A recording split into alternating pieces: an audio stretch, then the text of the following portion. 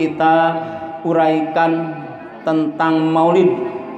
Penting pisan ke kita selaku umat Islam, diharuskan takzim wa takrim pada waktu bulan dilahirkannya Orok yang mulia, pembawa cahaya kebenaran, pembela revolusi Islam, yaitu Nabi kita Nabi Muhammad Sallallahu Alaihi Wasallam. Apa sebabnya? Sebab ini kewajiban bagi kita selaku umat Islam, diharuskan takzim wa takrim sebagai tanda terima kasih kita ke Kangjeng Nabi. Dengan adanya Kangjeng Nabi, wasilahnya adanya kita di alam dunia ini. Air susu harus dibalas dengan air susu lagi, jangan air susu dibalas dengan air tuba. Air susu harus dibalas dengan air susu lagi. Susu mana kawan? Susu Indomie. Susu yang itu pokoknya mah. Nah, inilah hebatnya Kangjeng Rasul. Kenapa kita harus takzim wa takrim? Karena hadis qudsi menjelaskan, laulaka lama khalaqtul aflaq. Kata Allah, kalau kami tidak menciptakan Nabi Muhammad, kami tidak akan menciptakan makhluk-makhluk, semua makhluk tidak akan kami ciptakan. Kami tidak akan ciptakan surga, tidak akan kami ciptakan neraka, tidak akan kami ciptakan langit, dunia, bumi. Semua tidak akan kami ciptakan kalau kami tidak menciptakan Nabi Muhammad. Nih mulianya Nabi Muhammad. Nah, makanya nanti kita di akhirat tidak ada yang bisa memberikan pertolongan. Sekarangnya kita ini membacakan maulid. Apa tujuan kita? Pengen dapat syafaat nanti di hari kiamat. Sebab tidak ada nabi-nabi yang memberikan syafaat kecuali Nabi Muhammad Sallallahu Alaihi Wasallam. Semua umat pada minta pertolongan. Pertama umat minta pertolongan ke Nabi Adam. Kata umat-umat, ya Abu Bashar, ispa lana inda robika pi pasril kodok. Ya Adam, tolongin kami. Kata umat nanti ini di akhirat, di hari kiamat. Saya tidak kuat di uber-uber api neraka. Di udag-udag api neraka. Tahu udag-udag? Ini bahasa Jepang. Di udag-udag api neraka nggak kuat saya. Tolongin ya Nabi Adam. Kata Nabi Adam, laqad asaitu hinna akata minas syajarati fal ana al ana astahi minhu izhabu ilanu. Ngerti ibu? Sama, saya juga kagak. Kata Nabi Adam, duh anak king, bukan saya nggak mau nolongin kamu semua, karena saya juga pernah melanggar undang-undang aturan Allah. Saya, kata Allah, tidak boleh mendekati pohon khaldi waktu di surga. Tapi saya bukan hanya mendekati, saya makan buah khaldi. Saya malu nolongin kamu semua. Ya coba tuh kali ke Nabi Nuh, kata Nabi Adam. Terus umat pada minta pertolongan semua ke Nabi Nuh. Apa jawab Nabi Nuh? Saya juga boro-boro nolongin kamu. Tahu boro-boro? Nabi ngomongnya boro-boro. Ya, ini mah kira-kira lah ya. Saya bahasa Arabnya kita mau ngerti. Kalau bahasa boro-boro kan kita ngerti ya. Boro-boro nolongin kamu, sedangkan saya aja ripuh. Allah sekarang sedang benci kepada semua umat di hari kiamat ini. Nah, coba kata Nabi Nuh, ke sono ke yang lain. Akhirnya umat pada minta pertolongan semua ke Nabi Muhammad Sallallahu Alaihi Wasallam. Setelah umat pada minta pertolongan ke Nabi Muhammad, semua umat dipegang tangannya sama Nabi Muhammad, dibawa kemana? Ke Aras. Aras itu di mana? Di mana Aras, Bu? Aras itu menurut cerita ada di atas langit. Allah menciptakan alam paling gede-gedenya alam Aras. Jadi dunia, surga, neraka semua ada di bawah Aras. Semua umat dibawa ke bawah Aras. Sujud Nabi Muhammad ke Allah Subhanahu wa taala. Kata Allah taala, "Ya Muhammad, saltukto roksaka." Hai Gusti Muhammad, angkat sujud engkau, apa yang engkau inginkan. Nah, sabda Kang Rasul, "Ya Gusti Allah, saya minta umat ini semua umat minta diselamatkan daripada pakewuhnya hari kiamat." Tuh, akhirnya permohonan Nabi Muhammad diijabah oleh Allah. Yang selamat orang yang mau ngagungkan ke Kangjeng Nabi Muhammad Sallallahu Alaihi Wasallam. Siapa? Ya insya Allah kita tadi termasuk orang yang ngebaca maulid. Hadis Imam Siri Sakoti, "Man kosoda maudian yukra'u fihi maulidan Nabi sallallahu alaihi wasallam faqad raudata min riyadil jannah." Barang siapa yang menuju ke tempat dibacakannya maulid Nabi manusia, ya, nah maka seolah-olah orang ini sedang menuju tamannya surga. Nah, kita tadi dari rumah datang ke sini mau baca maulid. Ya, alhamdulillah, itu enak kita dengarnya. Cuman baca maulid syarat yang kagak ada penyakit, tapi kalau ada yang penyakit boleh, nggak apa-apa, nggak boleh bari nyerande ya, nggak boleh. Ya, itu maulid nih adabnya, sebab tidak dikasih pahala katanya orang yang baca maulid dikasih apa yang bari nyerande. Mohon ya, nanti lagi kalau baca maulid jangan bari nyerande. Kalau sehat tapinya. Tapi kalau ada penyakit sepertinya sakit kaki, ini ada yang penyakit kaki di sini? Ada ya? Masya Allah, sekarang penyakit memang gelarnya penyakit kaki. Ya, sedang apa namanya? Rame sekarang di mana-mana sedang penyakit kaki. Ya, nah, tapi kalau yang nggak ada penyakit mah harus diri tegak, seolah-olah kita sedang berhadapan sama Kang Rasul. Sebab Kang Rasul hadir di hadapan kita kalau kita lagi baca maulid. Ya, kitanya harus tegak. Pakaiannya mau seragam boleh, nggak seragam nggak apa-apa. Yang penting bersih, nggak kudu baru, apalagi baru. Pakaiannya baru, bersih, pakai wewangian. Ya, sunat. Pakai wewangian ini sebetulnya bukannya mau maulid saja, mau tidur sunat pakai wewangian. Wangi apa? Wangi sopel? Ya bukan. Ya, kita mah mau tidur paling pakai sopel. Masya Allah, udah gitu tidurnya kekurung lagi. Lakinya nyariin, "Malu kemana?" Tahu, belum pulang kali ya. Ya udah tahu, tadi muda soalnya. Lah kemana ya? Padahal mau kekurung gak kelihatan. Masuk ke kamar, "Oh ini kali ya. Ini apa? Bini gua apa imbuhan duren gitu ya." Masya Allah. Ya. Nah, jadi itu nggak bagus ya. Boleh pakai sopel, tapi sunatnya pakai wewangian. Sunat tidur itu satu, baca bismillah. Jangan lupa ya, kita mau tidur sunat baca bismillah. Berapa balik? 21 balik sunatnya. Setiap mau tidur baca bismillah 21 balik. Terus bagaimana kalau kita punya hadas besar? Baca bismillahnya. Sejak zikir baca bismillahnya, nggak apa-apa ya. Kalau sejak baca Quran memang haram kita punya hadas besar, tapi kalau sejak zikir enggak, ya dapat pahala kita. Khasiatnya orang yang mau tidur baca bismillah 21 balik, 4 perkara. 1, bakal diselamatkan rumahnya daripada orang nyolong.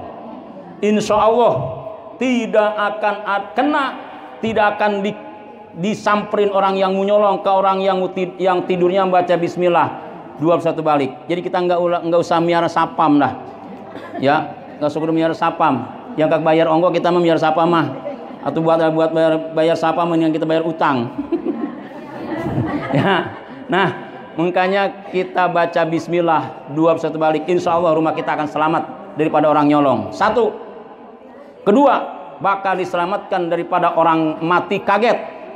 Kadang-kadang mati suka ngedadak. Kaget, mati. Ya. Mati, kaget. Matinya kaget. Tuh kadang-kadang. Nah, insya Allah orang yang mau tidurnya baca bismillah 21 balik akan dipelihara oleh Allah daripada mati kaget. Kedua, ketiga, bakal diselamatkan daripada kegoda setan. Insya Allah tidak akan digoda sama setan. Kadang-kadang kita tidur kena erep-erep. Tahu erep-erep? Apa itu erep-erep? Binatang? Bukan. Apa? Lancak kakinya 7. Bukan. Erep-erep itu setan juga. Ya. Dan kalau kita tidurnya baca bismillah 21 balik, ngimpinya insya Allah tidak ngaco. Kadang-kadang kita kalau nggak baca bismillah ngimpinya kemana baik. Ingat segala apa baik. Ya, ngimpinya kita. Kadang-kadang ngimpi diuber-uber orang gila. Itu kadang-kadang kita ya suka begitu ya. Kita nyelingkuh ke belakang, itu orang gila udah ada lagi, kita lari kenceng banget udah lama. Ya, dalam impian kita kita nyelingkuh ke belakang, lah itu orang gila udah ada lagi baik. Tuh. Ya, satu tuh suka ngimpinya kemana baik. Kedua kadang-kadang suka ngimpi kelelep. Itu ngimpinya kita.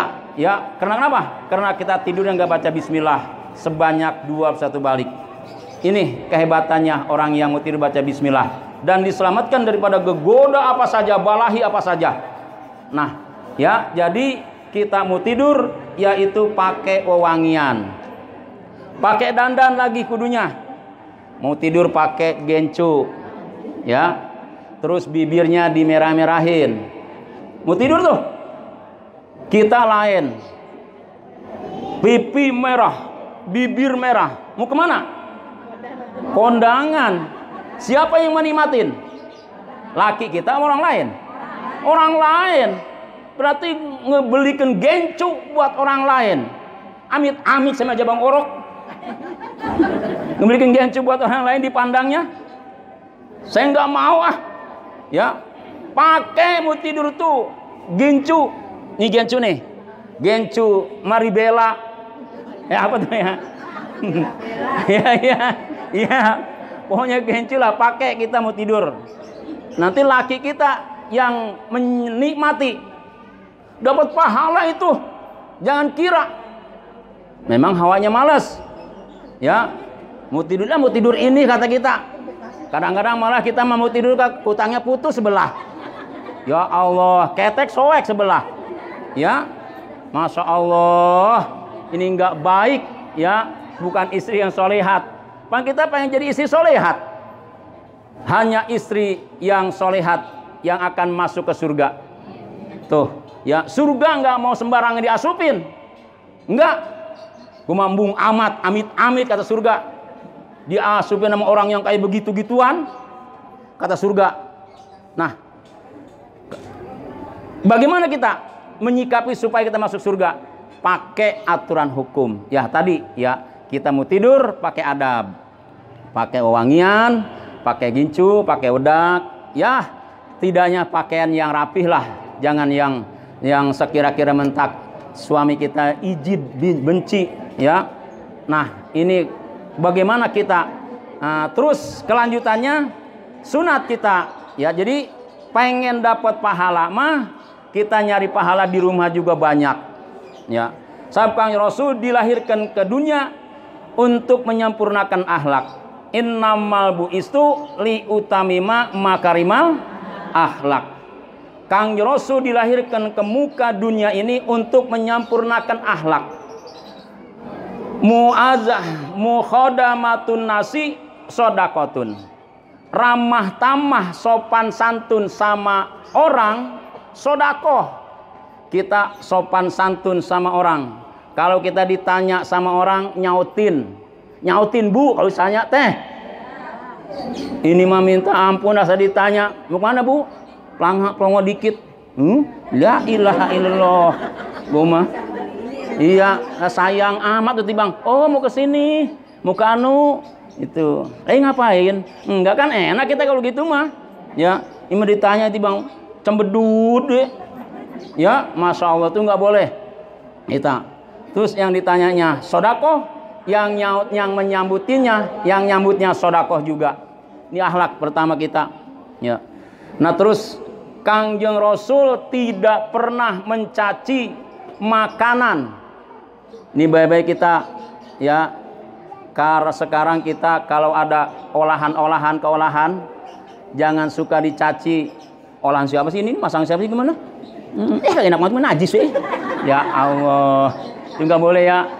Gue ini olahan orang anu begini olahnya teh, itu nggak boleh.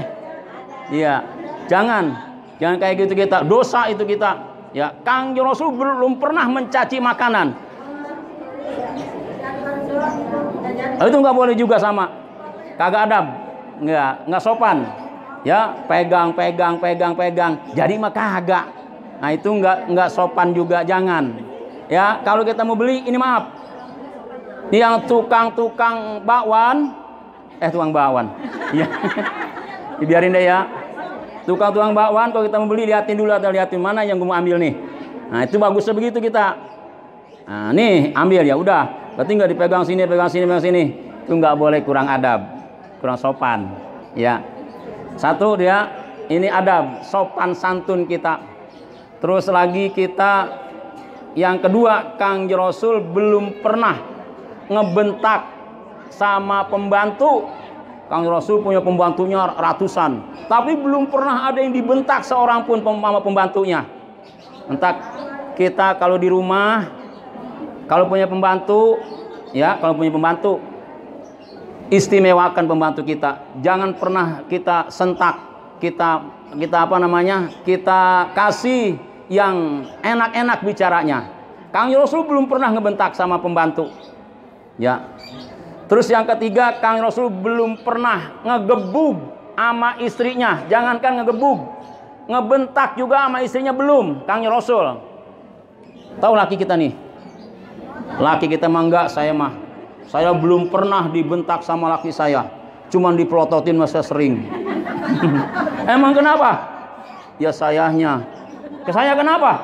Suruh nyeduh kopi, saya ngerengkol baik. Itu masalah elu. Ya, nah jadi janganlah kita aturan Kangjeng Rasul kita turut. Ini buahnya maulid, ya, sopan santun sama orang. Terus adab yang kedua, yaitu kita di mana kita sedang berbicara, umpama ada istilah rapat, ya, berbicara, dengerin dulu kawan kita sampai selesai bicaranya. Jangan di tengah-tengah orang lagi bicara kita ngomong, itu nggak sopan, kita nggak boleh. Ya, kurang adab namanya kita. Terus di depan banyak orang kita jangan korek gurak-garuk, apalagi bareng ngudung ini apa hidung. Ya kita mah sama tahu, kagak tahu nih itu mah. Urusan orang deh itu mah. Nah, itu jangan kayak gitu, nggak boleh. Ya, Kangjeng Rasul nggak ngajarin kayak gitu. Nah, ini buahnya kita maulid, ya. Sopan santun, ramah tamah, sodakoh kita. Ngasih kegembiraan ke orang, sodakoh, ya, orang supaya gembira bagaimana hatinya. Sehingga dulu ada riwayat, ada aki-aki ngewarung. Ini aki-aki sono, ini mah bukan aki-aki sini ngewarung. Yang belanjanya perawan. Ya, itu perawan pas begitu sampai ke dekat warung aki-aki, itu perawan kentut. Atau kan perawan maluan ya kalau kentut. Sedut gitu ya. Nah, itu aki-aki ngedengeran perawan itu kentut. Pas begitu nanya, "Ki, saya beli cabe." "Oh, nggak ada bako, Neng." Jawabnya itu aki-aki. Lah, "Ki, saya beli tomat sama terasi." "Ya, bakul makanan udah habis kemarin, udah saya jual ke yang lain." Nah, ini aki-aki budek berarti. Berarti tadi lagi saya kentut, itu aki-aki kagak ngedengeran. Kata itu perawan.